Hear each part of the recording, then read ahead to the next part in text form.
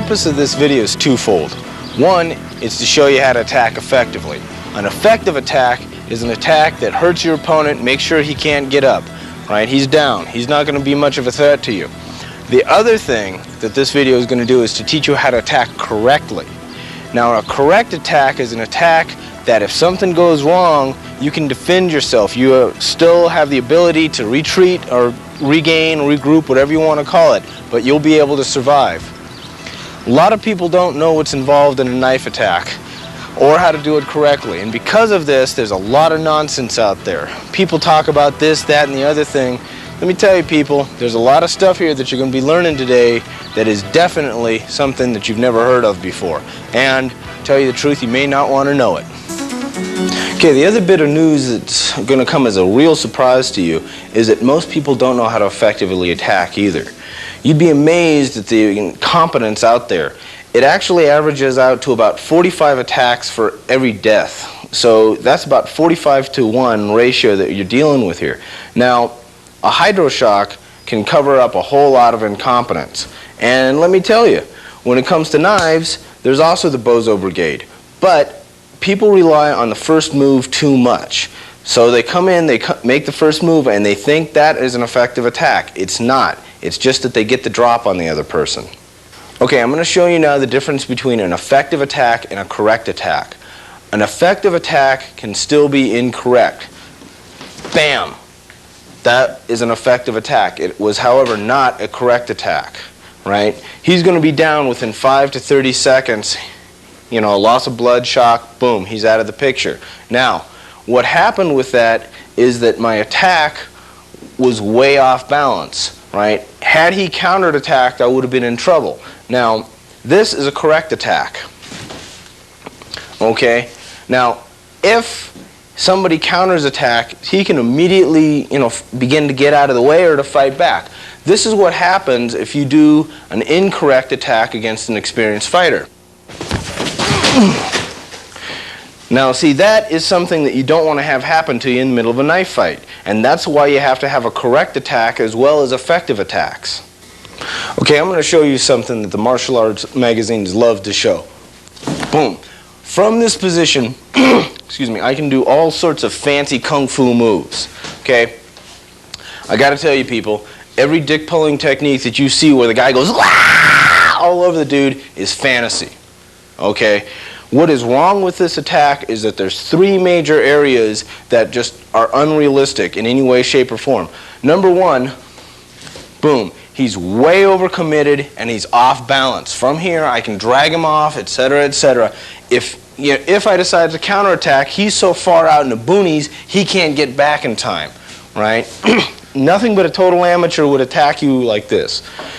Now, the other thing he's doing is that he hasn't closed the distance. Remember, real knife fighting, boom, is this close, right? You don't get attacked from out there unless you're dealing with an amateur. The real knifer, he closes in on you. Boom, you're in trouble, right? The third thing he did, boom, is he politely freezes so I can like kung fu him. Okay? They don't do that. Remember, this guy is not on your side. He's not going to go, here, I'll hold still so you can tear me up. No, he's going to come in fast and he's going to either carve his way out or he's going to get out as fast as he went in. Boom, right? So, those techniques that you see, all these fancy moves, are based on those 3 fantasies, right? If he doesn't give you those 3 fantasy moves, you can't do all those things that they show.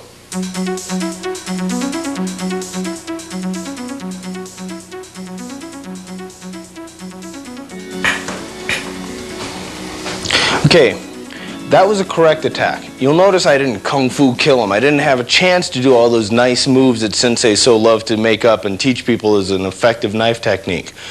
He never gave me a chance. He never went off balance enough or left a hole in his defenses where I could effectively strike back. Once I had blocked his knife, he began to block my block. This begins to get a little complicated. As he's doing that, I had to get out of the way of another knife attack, right? I've talked before about neutralize the threat. That's something you have to do. If the guy doesn't give you an opening by attacking correctly, you have no chance to counterattack. All you can do is back away and even the odds.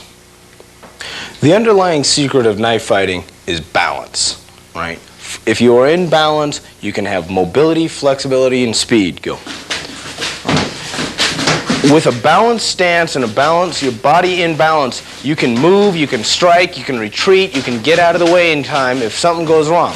Now, what I want to show you is if him is off balance, now what does it take to get out? Okay, if something goes wrong, he's in deep trouble, because if his body weight is all the way out there, he's overcommitted, he can't get back in time, right? Got to tell you folks, in a knife fight, who's winning can change that quick. Right? It's a really dangerous thing that you can't stay out there. You have to be able to move and retreat and attack at a moment's notice without lost time of having to regain your balance. Okay, the easiest way to get a really important concept to you is right here, this bowl of water. Now, if this bowl of water were tilted forward, water would pour out the front. If it tilted back, it would pour out the back. Now, what I want you to do is first of all, stand up. But now, imagine a bowl of water, and take that bowl of water, and as you're standing normally, take that bowl of water and put it onto your hips. Okay. What this means is that if your hips tilt forward, the bowl of water would be where? The water would pour out from the front. If your hips tilt backwards, the water would be coming out of the back. Okay, this is a real important concept for balance, because to have balance, you need to have it right in the middle. The water can neither go forward nor backwards. Okay, I want to show you how really important this is. Now, if your hips are tilted forward, most people, what they do is they compensate by leaning back, right? Now, this forward hip tilt in combination with this weird angle makes people like this real easy to pull forward. Okay, not good. Now, the other variation is somebody whose hips are tilted backwards. What they do is that they compensate by leaning forward, right? Again, you got this weird dog leg. People like this are really easy to push over backwards. Okay, you got to know how you hold your hips normally. And it really is sort of embarrassing, but the best way to find out how to do this is have a friend take Polaroids of you with you standing without clothes on. Have them front, side, back. See how you hold your hips, because how you hold your hips is critical to finding your balance, right? You get your balance by getting your hips level, right? That's the first step of balance. Okay. This combination of having your hips level, so the water doesn't pour out forward or backwards, in combination with the pivot that I mentioned last time, but I'm going to tell it to you again. The imaginary pull that comes through the top of your head, down through your body, and out between your legs. This pole is your pivot pole. You pivot around this pole. You spin around it. Now, the combination of the bowl of water being level, the pole being straight up and down, not this way, not this way, will teach you how to keep your balance. This will give you a starting point to work from, right? Balance is critical in this business. Okay, this soapbox about balance is really critical, people. I know it's really boring, but God, it saves your lives. Okay, you keep your balance, you can move faster. Now, I got to tell you, some more advanced systems, they look like they're off balance, but they're not. See, you lean forward like that and you're off balance, but a trained fighter in, say, an Indonesian style will just look off balance, okay? He's not off balance. His weight is being balanced on that leg, right? So he can compensate it. See, they want you to try and pull him off balance. See, if I were to pull him off balance, whoa, bad day, okay? It's a trap. So you got to make sure, if you're looking at somebody, you got to make sure that he is off balance and he's not just setting you up for a trap. Because if they want you to pull him off balance, they got something really ugly waiting in the wings for you. Okay, animals' important safety tip. Number 1, the best way to keep your balance is to keep your knees bent. Okay, I can't tell you how important this is. During a fight, it's real easy to float up and straighten up. Okay, you do that, you're going to lose your balance. You can get knocked off balance just really easy. Keep your knees bent, and it's harder to get knocked off because you can always rely on the flexibility of your knees.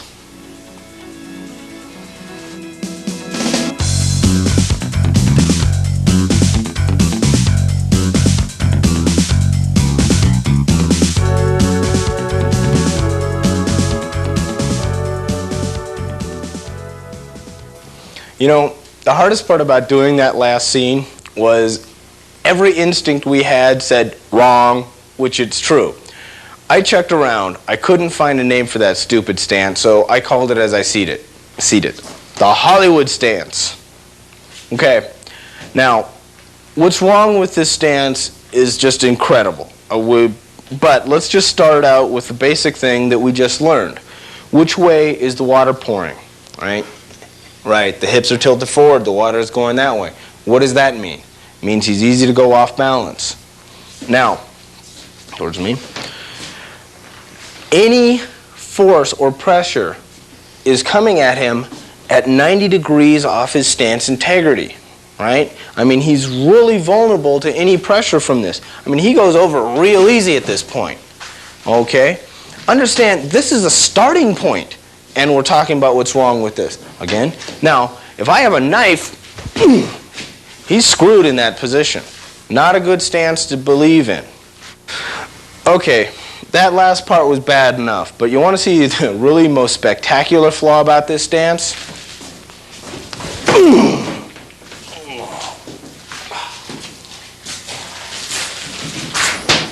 Kind of makes you hesitate, don't it? Okay, well that last move was real painful. There's a bit of a problem with it. If the guy is, even if he's in that dumb move, you kick, boom. Remember what I told you, never kick above the knee in a knife fight. Okay, that's what can happen. Now, the real vulnerable position of this stance is the knees, however. I can come in with a straight side thrust kick and he's history. He's down. He's got a broken knee. Another weak part is here against the side thrust kick. Okay? In this stance, you have no place to go against a kick. You basically are going to get your leg broke any way that the blow comes in. Okay? Not a good stance. This is the real danger of this stance. Okay, another suicidal Hollywood stance that you'll see is this. It's basically a side horse stance with the knife held out into the front. Okay, bad news. Live, war story here. Partner and I were in a bar. Somebody pulled a knife from my partner. My partner looked at this guy and went, boom! Busted his knee. Major weakness of this stance. Another major weakness is that you can come in from the back and take the knee out. Okay? Bad news. We won't even talk about the ability to slice the arm off. But you're, again, as I mentioned before, on a monorail stance. You can't move. You're too rooted, too grounded. Okay? Bad news, this stance. Don't even think of it. Okay. People go on about this stance, that stance, this is a good knife fighting stance, this is where you start from.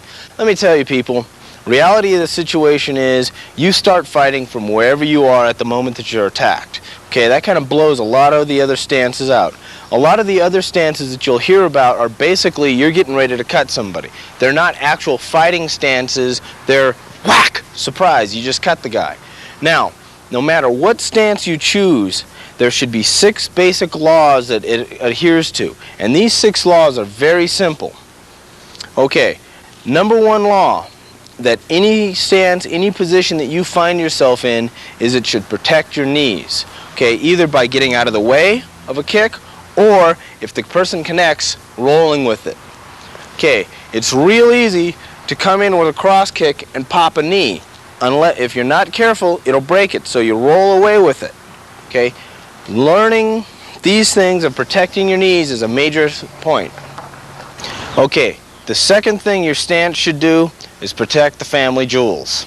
Alright, against a kick, up against there, you'd be able to pivot out of the way. You'd be able to, as what Richard's going to do here, pinch him, boom, so he can't get to the guy. This is the thing, the flexibility of getting the cojones out of the way. The guy comes in, take it, shift, get out of the way, right? That's the second thing that your stance should do. Okay, the other thing that your stance should do is give you mobility for 180 degrees. Okay, this is the 180 degrees, your attacker's coming in on 90. You should have the ability, whatever stance you choose, to be able to move like this. Full body rotation, remember the pivot. Because if you're over here and somebody tries to pivot, you can't pivot as well. Right? You lose your ability if you're there. So pivot away 180 degrees. It's an important thing to have in your stance. Okay, the fourth thing it should do is give you the ability to be mobile, be able to get you out of the way, to be able to shift. Okay, if your feet are too wide apart, you become grounded. You can't get out of the way in time. If your feet are too close together, you get knocked over too easy. So what you need to do is to have a stance that's wide enough to give you the mobility, but not too close to get you knocked over, nor too wide that you lose your mobility. Okay, the fifth thing that your stance should have is that your hands are positioned in the middle of your body. This makes it so that no part of your body is further away from protection than any other part. Okay, you have to be here, you have to be flexible, you have to be able to fight and slap wherever the attack is coming from. A lot of the traditional martial arts ready stances leave you open, and it makes it hard to come in and block because you have to cross yourself. Certain other ones just leave you way out here. You can't get over to protect yourself. You can't cover this side. You have to have your hands in a position where you can fight, block, check, strike from. The sixth law is that whatever stance you take, it should protect your weapon arm. Your arm should always be able to be guarded, blocked, protected, or able to strike. Same thing here. This is protected. It's safe zone. You get into a stance that leaves your weapon arm out there, you're going to get it chopped off. Not a good thing. Always protect your weapon arm. These 6 rules are critical to evaluate any stance that you find yourself in. If you find yourself in a position that they don't apply, or that you're not covering one of them, shift into a position that you are covering all 6 of them. It is critical to understand these are aspects of survival. The problem with a lot of martial arts stances and such is that they'll teach you to do something as a starting point that doesn't cover these things. You have to cover these things if you're in an actual fight. Okay, remember that a stance, any stance, is a starting point. In an actual fight, things are going to change, it's going to shift, etc., etc. But there are 2 basic stances that I recommend. The first one is what I call the military stance. Okay, when I was first taught how to knife fight by a guy who'd been in the military, he goes, "This is what they taught us." And I went, "Okay, fine." And when he went like this, I looked at him and I said, "You know, that arm looks real tempting." And he said, "Go ahead." Free safety tip here. If somebody says, go ahead calmly about attacking them, don't, right? This arm right here acts as both a shield and a buffer, okay?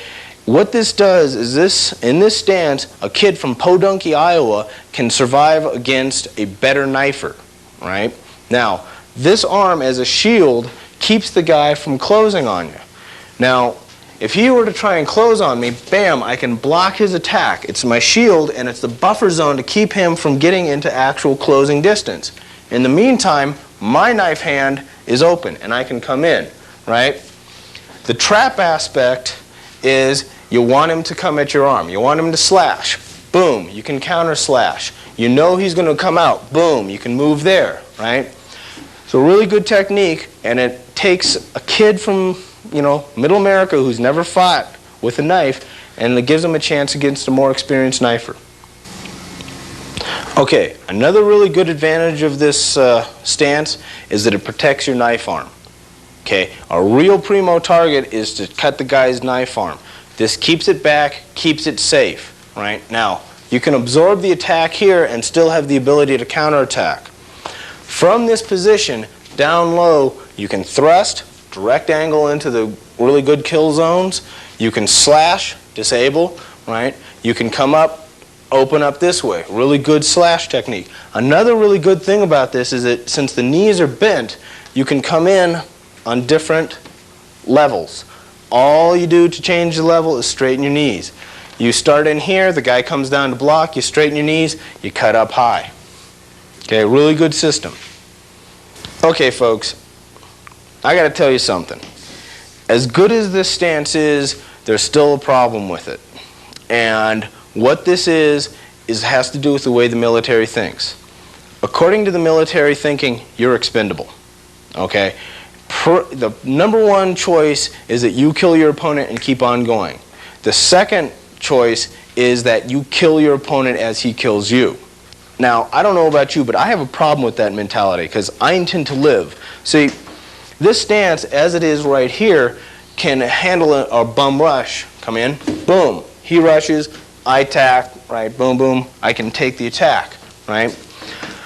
That's good, and it's a killing stance from the standpoint of you can come in, bam, straight in and attack.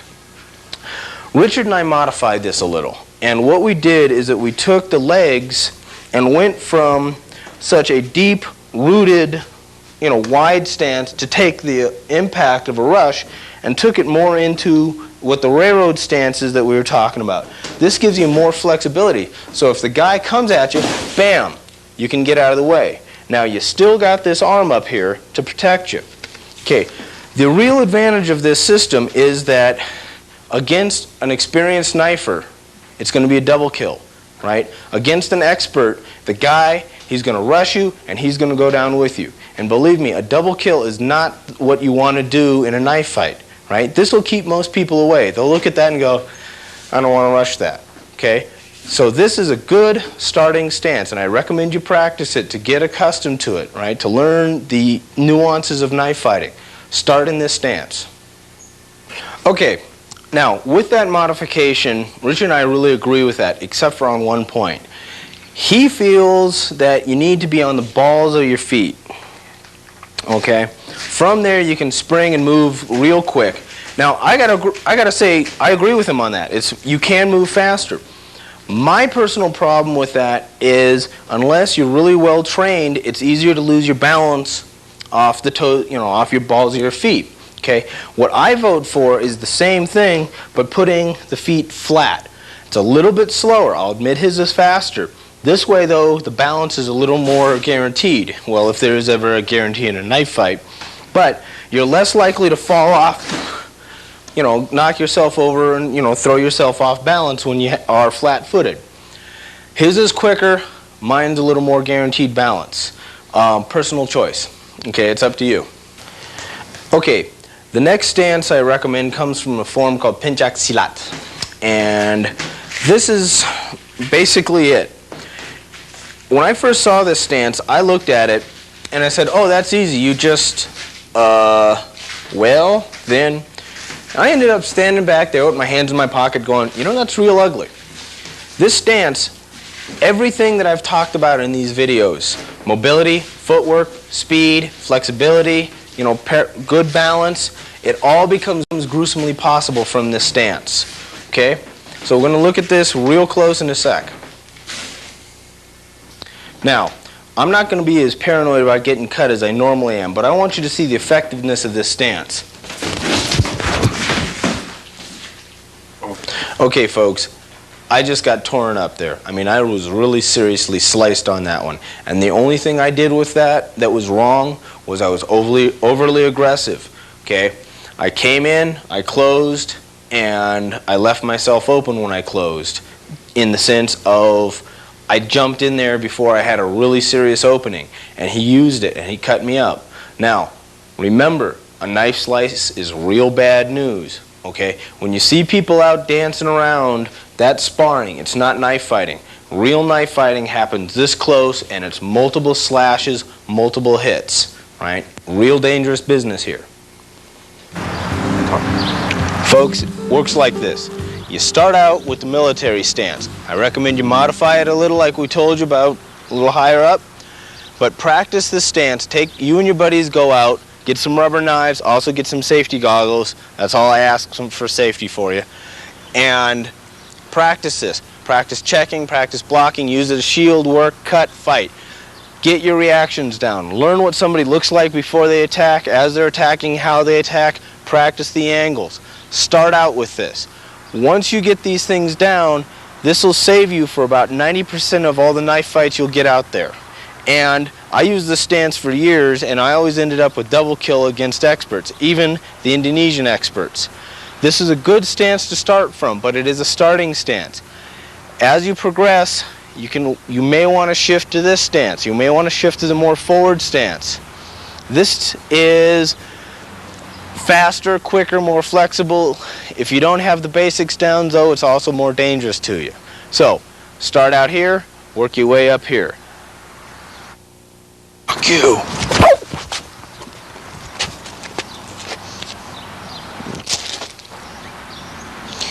Now, what you just saw was a reenactment that happened to me when I was a 19-year-old kid. Two things saved me. Number one, my awareness kicked in. Something about the way he held his body said, get out of there. Secondly, what saved me was the fact that his attack wasn't as effective as it could have been. That gave me time to get out. We're going to now look at the effectiveness of attacks. Okay, that attack that you just saw earlier with the guy in this position, had this guy known what you're about to learn right now, I wouldn't be here to tell you. Okay? Now, I want you to spot the difference here between these two attacks. Okay, grab your VCR remote control, look again, because it's real important here. Now, the difference between these two attacks is that one was a really wide open slash like that. Okay, now a lot of people don't believe this, but that's a slash too. And it can do just as much damage as that, right? You come in like that, slash, come back. This is faster, right? There's a whole lot less dead weight involved in that move, okay? Remember, knife fights, speed, life, important. Okay, it's easier to understand this if you look at it this way. How big is your opponent? How much space does he take up? You got your opponent right here, okay? This is where he is. This is the area you need to damage. Now, if you come out with a slash from here across to there, okay, all this area here is dead weight. From here to here, nothing's happening. It's wasted motion, okay? He's right here. He's being threatened when the blade is here. Same thing works over here. I mean, once the blade is past him from there to there, nothing, no good. It's wasted effort. See, a wide slash covers all that area, whereas a deep slash, bam, all I've done is by using my wrist and my elbow is come in and slashed here. I've covered where he is. This is, you know, him, he's in trouble here. Okay, I'm not wasting my time out here, I'm not wasting my time out here. I'm coming in, I'm effective, and I'm quick. A key to effective attacks with a knife are actually in the wrist and in the elbow, right? You can move a whole lot faster in these two areas. Now, you can get a lot more flexibility and cover a lot more territory than most people think just by using the wrist. Now, I'm going to hold my arm still as I do this.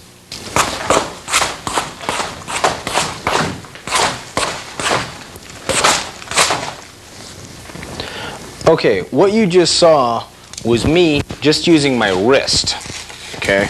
Didn't put too much forearm or elbow action in it, just right there, simple ability, okay?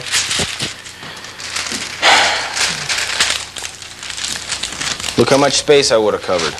This is just using my wrist, okay? His body, his entire torso, just from my wrist, you know, would have been torn up. Now, had I decided to throw in the elbow, I could have gone from total body. I can go from here to here with the elbow. If I throw in the wrist and the elbow, it gets doubly ugly. Now you know how much damage just a wrist move can do. So let's look closely on how to do this. Now, a deep slash comes in towards the body, and the difference between a deep slash and a shallow slash is, while it's, you know, the wrist action, shallow slash takes out the limb, deep slash comes in. So it's like a thrust, okay? You come in, but instead of the knife being directly in line, it's kind of tilted outwards. So then you come in, and then you begin the slash, and you come back in. Now remember, your opponent only covers this much area, so all you need to do is cover the slash area there. Now, I personally prefer to use the tip to slash, okay? My bias, my way of doing it. So, when you come in and you slash like this, you can come in diagonally, boom. You can come in horizontally, boom. You can come in vertically, boom, right? Any way you come in, you can just come in quick, knife out, snap it around with the wrist, okay? bring it back in.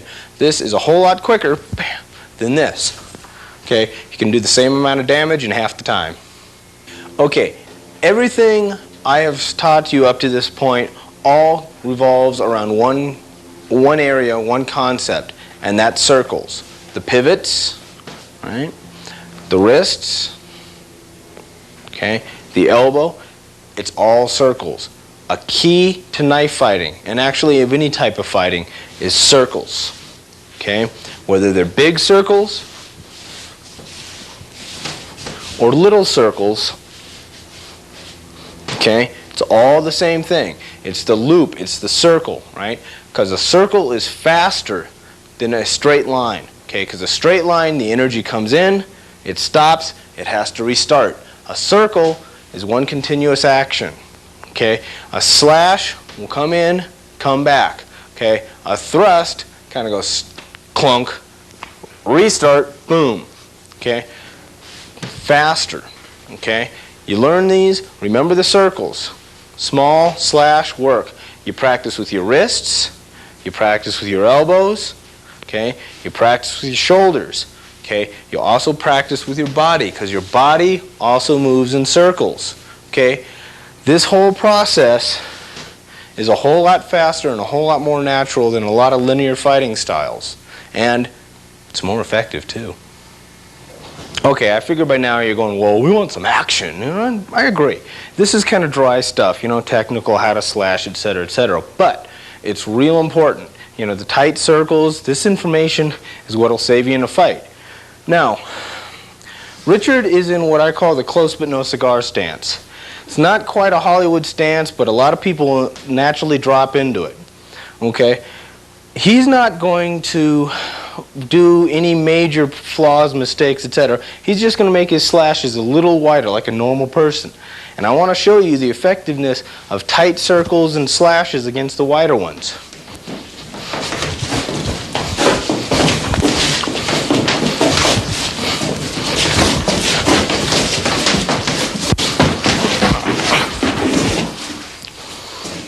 Tight circles, they're better. Okay, the difference between a fast knife fighter and an effective one is the effective knife fighter is continuous action, right? He's always working around the imaginary circle that we're talking about. You can do a lot more damage that way. So you don't go in, stop, come back. Wasted time. You keep on moving. Move fast, cut out, thrust, cut out, da-da-da-da-da-da. You don't lose it by stopping. Okay? This smooth, continuous motion is what makes an effective knife fighter. Okay, animals important safety tip number 3. The guy who slashes wide, you can close on him after the threat goes by. Okay, you can block him up, tie him up. Okay, somebody who's in with tight slashes like this, he's still defending himself. This is also an issue of a correct attack. That way, I don't care if I missed with my slash. You can't counterattack without ending up in a threat again.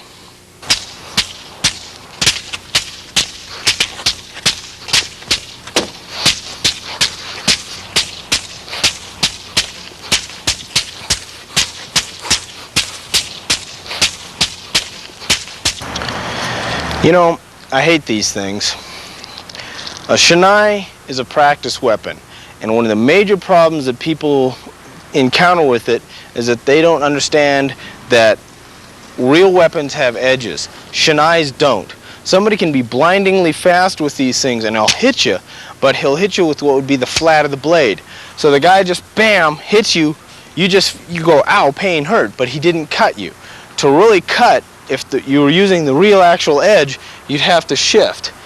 These things don't teach angles, and most people have absolutely no idea about the reality of angles when it comes to fighting. Okay, I want you to watch closely here. Now, what was wrong with that slash? Okay, so you can sit there and rewind all you want, but you probably won't see it. What was wrong with that slash is even though my arm was going horizontally, I was holding the knife edge diagonally. Okay, my knife edge was not traveling along the same line as my slash. Okay, this is a critical thing to understand about angles in knife fighting because it has to do with energy transference. That slash that you just saw wouldn't cut through a leather jacket. And I'm not talking about a full-on leather biker jacket, I'm talking about a dress jacket. You could slash the guy, and yeah, you might open him up a little, but you're not going to hurt him. The reason why you're not going to hurt him is that if you've got your angle parallel to or on the same line as your slash, your edge will go in. The energy is being transferred along that line. If, however, you got your edge pointing on a different angle than your slash, what's going to happen is that when it hits something, the edge is going to try and go a different way than the rest of you. So your slash is going that way and your edge is trying to take you that way. I've seen people drop their knives doing this stuff. So what you have to do is keep your angle and your edge on the same thing. So your slash is going the same way as your edge. Okay? Now to do this, you have to end up twisting a little more in the wrist and the arm. But we'll get into that in a bit. Okay, where most people understand the concept of angles and edges being on the same line comes right here in an axe, right? If you ever have any experience with an axe, you know you've got to have your edge going the same area that your swing's going, because if you're off angle just a bit, you glance off. You can come out, take your foot off, ugly scene. Right. So you get accustomed to having the angle and the edge on the same line. And when that happens, you get much better results. Okay, it's real important that you understand the effectiveness of a correctly angled with the edge on the same angle of attack as to if it goes off wrong. Like I said before, Shania don't teach this, and a lot of people make this mistake. Now, I'm going to hit this piece of meat, and I'm going to hold the knife on the wrong angle. Now, I don't know, one of two things are going to happen. Either the knife's going to fly off my hand, or I'm going to have a really inefficient cut. We'll see when it goes on. Okay. Now, that may not look too much like an inefficient cut to you. Okay? Comparison to what this thing can do, it's a really inefficient cut. Okay, this may look like a really, nasty cut, but remember I was using a really heavy knife. Now, this may come as a surprise, but I was aiming across here. My slash should be this way. When I hit the meat, it began to peel down, right? This is what I was talking about. It'll deflect into a different angle. Now, if somebody was wearing a jacket over this, this probably wouldn't be this bad. Okay, I showed you what an inefficient slash does against bare meat. Well, I've decided to dress for dinner here. What I want to show you now is what an effective, proper angled slash can do. And it doesn't matter if it's got clothing to protect you. Okay? So before I went here and I ended up going there. Not a good thing. But, okay man, doesn't matter that you had clothes on. Okay?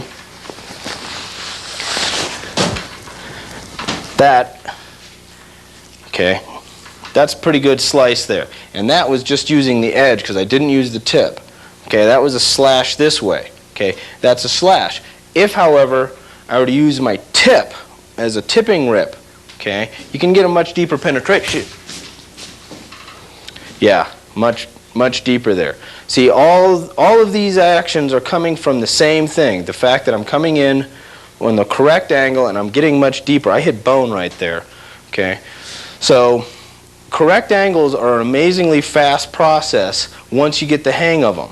Okay, you can come in any which way you need as long as the edge follows your attack line. Okay, that's what these things can do. This is some reality here, folks. First time I've ever assaulted my dinner. Okay, the reason a lot of people are blindingly fast is that they don't really worry about the angle of the edge. Okay, because this, bam, it takes less time than that, right? But what I had to do was twist not only my arm, but I had to get my shoulder in line, got that to get to the proper angle, right? Now, that moves a little faster than that until you're practiced. Maybe you can't really see it, but trust me, until you get down to the point where you can do it that quick, right? Quicker move. Okay, so that's one thing you got to always remember. For the proper, most efficient hits, you got to keep your angle straight. Okay, another thing that people do a lot of times is that they thrust in a really cockeyed angle. What they end up doing is instead of thrusting straight, they end up thrusting with the edge or with the tip pointing one direction, the line of their attack going another. Okay, this gets the same problem. Yeah, you can angle your way up, but you lose efficiency. An efficient thrust carries all the weight at the point. All the energy comes in straight there. Now, when you're talking about thrusts, there's either the straight line in or there's the diagonal. In either one, you have to have the point coming along the same line. See, a proper thrust transfers all the energy into your move.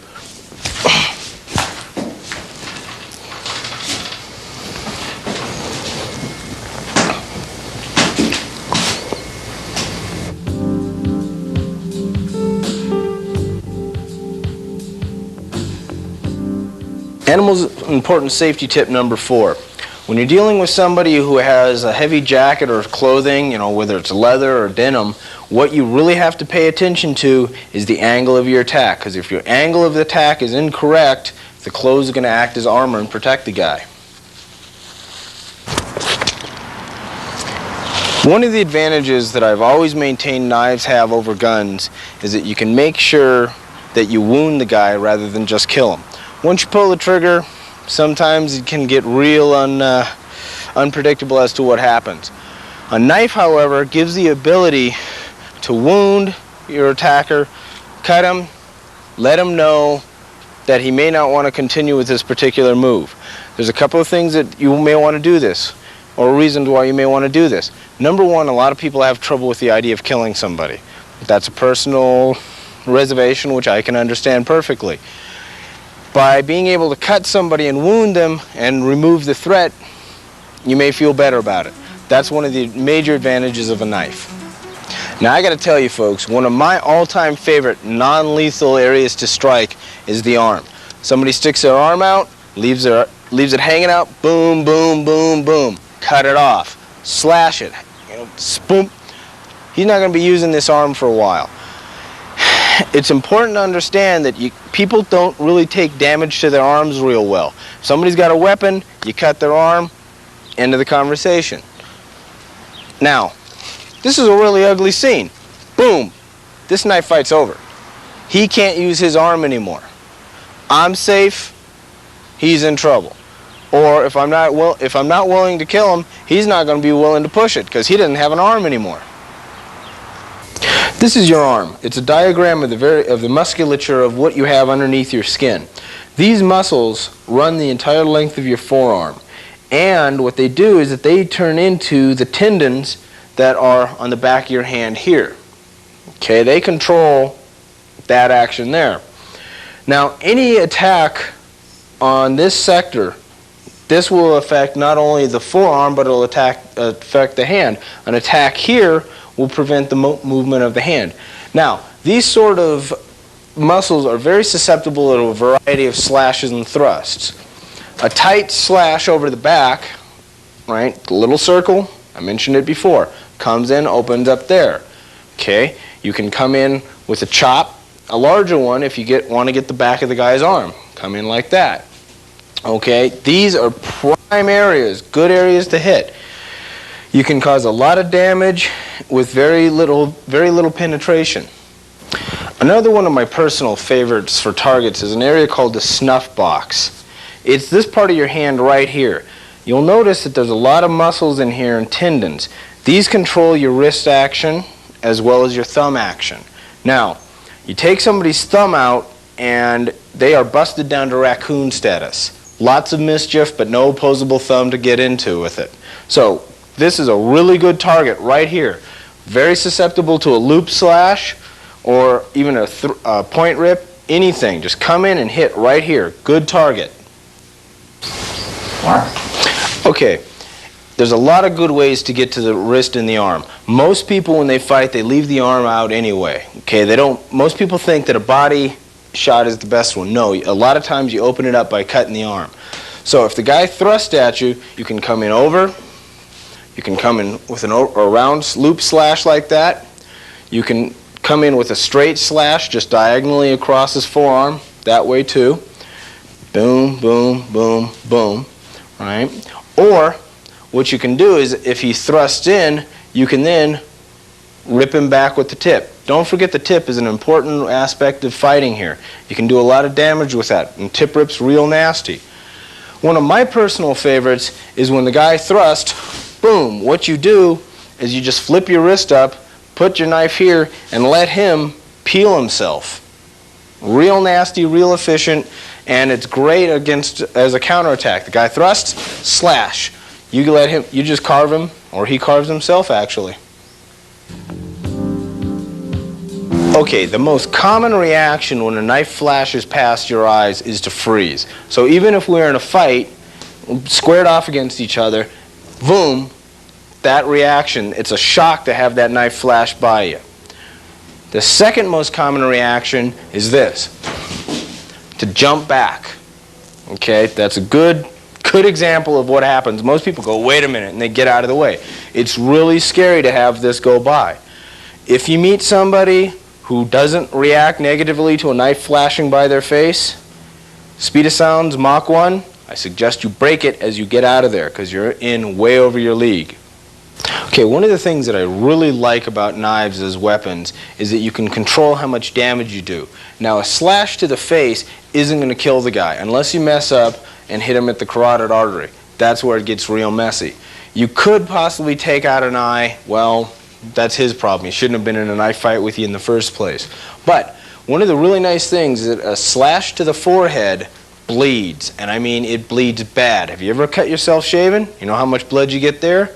You get across the forehead, the blood is in the eyes. You can't see. You're blinded. End of the fight. This is why a slash to the face is so effective. It hits the guy. Even if you nick him, he's going to be bleeding all over the place, and you can't see, you can't fight. Fighting in general, people don't pay enough attention to their legs. Now, this is especially true in knife fighting. Okay, people will sit there and do all sorts of fancy stuff and leave their legs hanging way out there. These are primo targets. A lot of times you can end a fight just by coming in with the leg slash. Cut here, guy's going down. He can't walk. Now, a stab into the quadriceps here, he's not going to be dancing for a while, let me tell you. A slash, same thing. Sharp knife can cut through the material of your pants. Now, right along the outside of your leg is a thing called the iliotibial tract. It's mostly tendon-like material. Now, a straight thrust into the iliotibial, he's not going to be walking because the iliotibial supports the knee. It acts as a brace to the knee. You take this thing out and this guy's knee doesn't work. You can take it into the quadriceps and still hop, you know, like that, but you take it here and this leg is out. Now, down the back of the knees are two little ridges called the hamstrings. You take out the hamstrings, this guy is not going to be walking again without extensive surgery and physical therapy.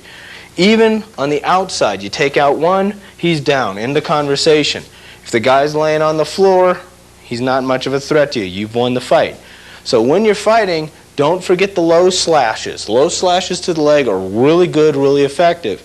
And as you're also fighting, protect them against yourself. Somebody slashes at you, get out of the way. Okay, here's a free safety tip. If you're thinking about stabbing somebody in the leg so as not to kill them, okay, I can understand that. You got to be careful because if you come in on the inside here, you can hit the femoral artery and he'll bleed to death. Right? This is a major artery, and you come in here, you come in with a straight stab, you can slice it, boom, he's dead. He'll be unconscious in about 30 seconds, dead maybe 5 minutes or so. But when you're doing this, if you're going to just fight to wound, come in from the outside. Folks, the arms are primo targets. They out there, chop them off. The thing about a slash to the arm is that, yes, you will cut the guy's arm, but you'll go up on an aggravated assault rather than an attempted murder charge because you weren't going for the guy's body, you were going for here. Now, that's like quasi-legal advice, but you stand a better chance. The arms, you can really say, yes, I wasn't trying to kill the guy, I was just trying to protect myself.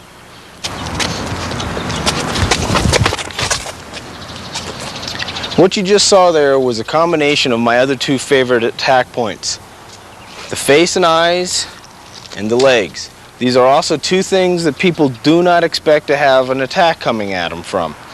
Eyes have a great psychological impact, freaks people out when a knife comes at them. The legs are something that too many people leave unguarded, and it's really easy to take them out. Animal's important safety tip. Most people think a knifer is going to go to the body for the target, their immediate target. And not necessarily. If you leave it hanging out there, it's going to get slashed off. You always got to watch that, especially more experienced knifers will cut this off before they come in here.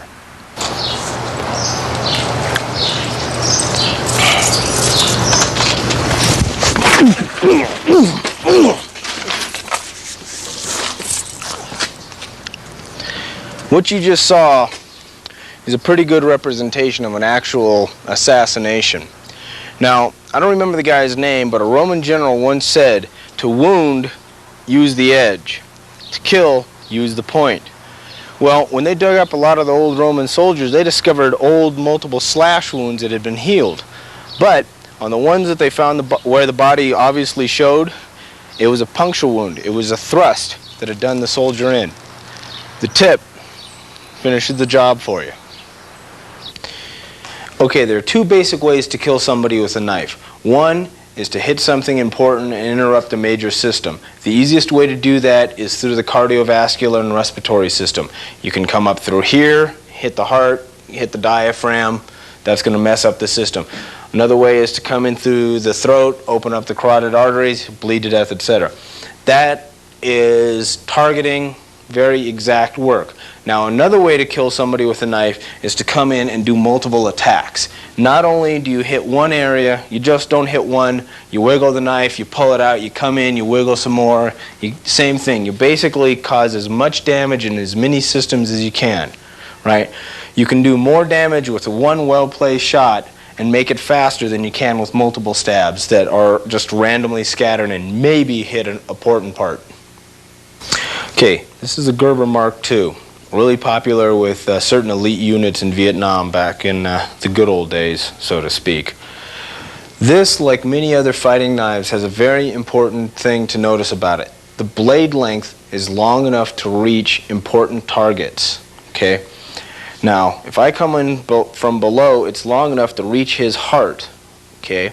It'll also pierce the diaphragm, okay? From behind, I can come in from behind.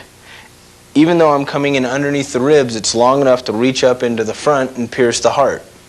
Okay, pretty effective here. Okay, up to this point I've been talking about coming into the chest cavity from beneath, right? Come in underneath. It's a whole lot easier to do this than to try and come in through the ribs. The reason are the ribs, amazingly, as small as they are, often act as shields.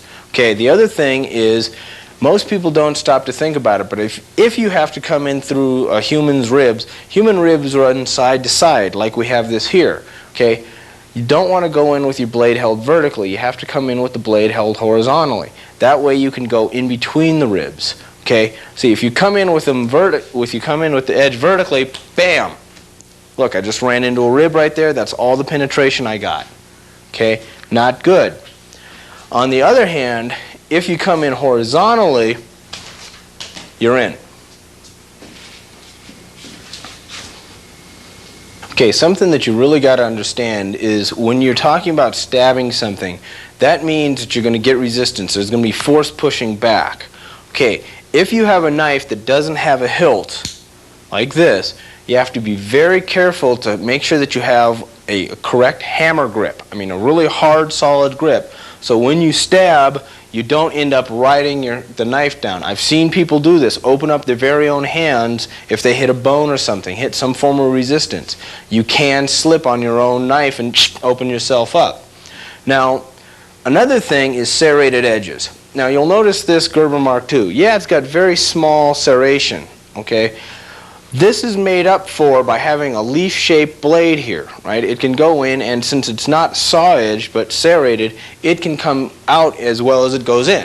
So, oops, just got myself a rib there. Okay, boom. You'll notice I'm not hanging up here, okay? Knife moves in and out real easy. So, Now, this, however, is a charming cheapie with a saw edge. Okay, these things are terrible. I gotta warn you folks up front, if you have a saw edge, don't even think of stabbing somebody, because you come in, boom, right, and it hangs up, right? This thing, look at that, it's hanging there by itself. Okay, not good. Okay, it's a real bummer if you get your knife stuck in somebody's ribs and he's got a friend who wants to talk to you about it. While it's preferred that you hit a major target somehow, something that causes a system to crash, what you can do also is come in with multiple attacks. Okay? Multiple attacks are usually reserved for the abdomen area. The idea is to not just interrupt one system, but to interrupt many. See, the large intestine, runs across the area like that. The liver's here, the stomach's here, bladder's here, small intestine's here. When you come in, you begin to open up all the systems. Okay, you interrupt all the systems and cause shock. Now, the liver holds a lot of toxins. Okay, you puncture the liver, you open it up, it's going to dump toxins in the system, toxic shock. The stomach, it's got the stomach acid. You hit the stomach, open up the stomach, it dumps the stomach acid into the internal system. The bladder is also effective because it lets the urine out. If the guy hasn't gone to the bathroom lately, the urine goes in and affects the blood system. Toxic shock. If the guy doesn't die immediately from the multiple trauma, the toxic shock will take him out later. Okay, here's another important thing to know. Okay, I'm using a rubber knife, but what you just saw is when I closed with him, this action right here. Okay, what I did was while the blade was in there, I used it to cut. Okay, I used his skin to act as a pivot point. What this does is the small action inside causes more damage, more trauma. You basically slice your way through anything around before you pull out.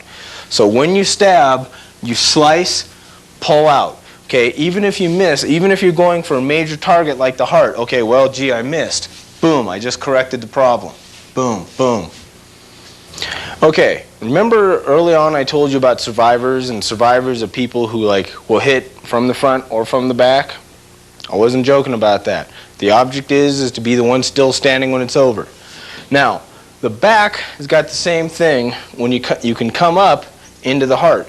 However, you have the two kidneys here, which are slower. I mean, yeah, the guy will take 5 steps, maybe, 10 seconds or so before he goes down.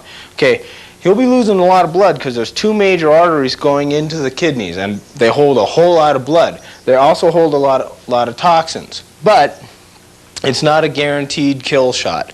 However, down the left side of the spine is the vena cava inferior, right? This is like the major artery, or vein, whatever, that leads from the heart to the lower portions.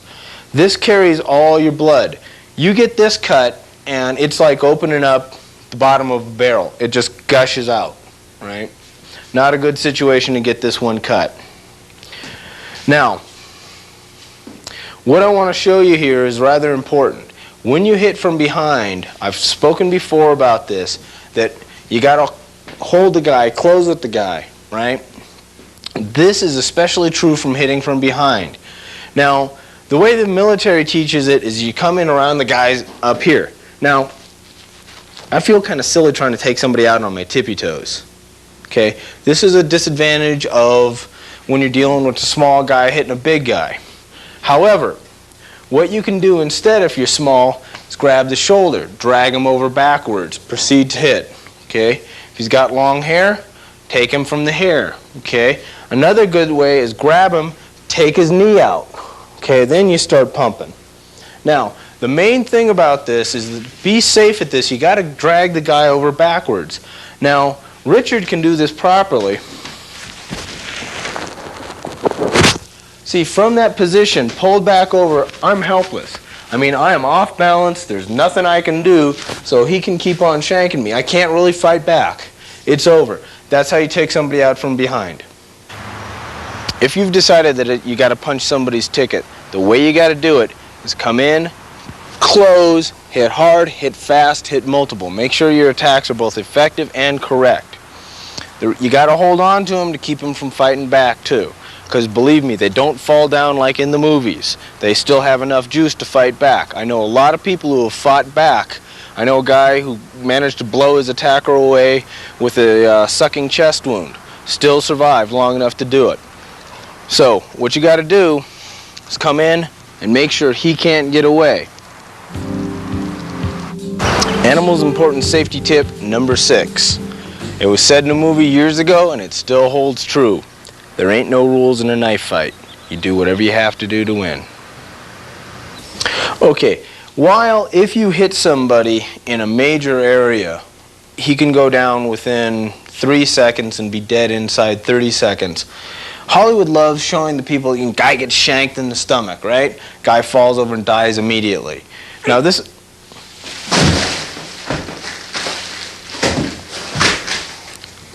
What are you doing? I'm politely falling over and dying immediately. No, you're supposed to do it when I shank you.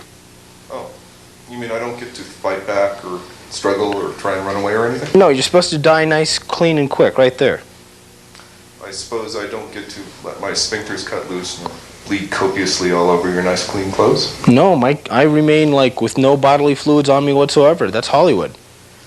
And then I take it that nobody in Hollywood who's choreographing these things has ever shanked anybody. Probably not. Oh, sorry about that. It's okay. Just don't let it happen again. Okay, that was Hollywood, right? Looks real nice, real pretty. An actual knife assault is a little different.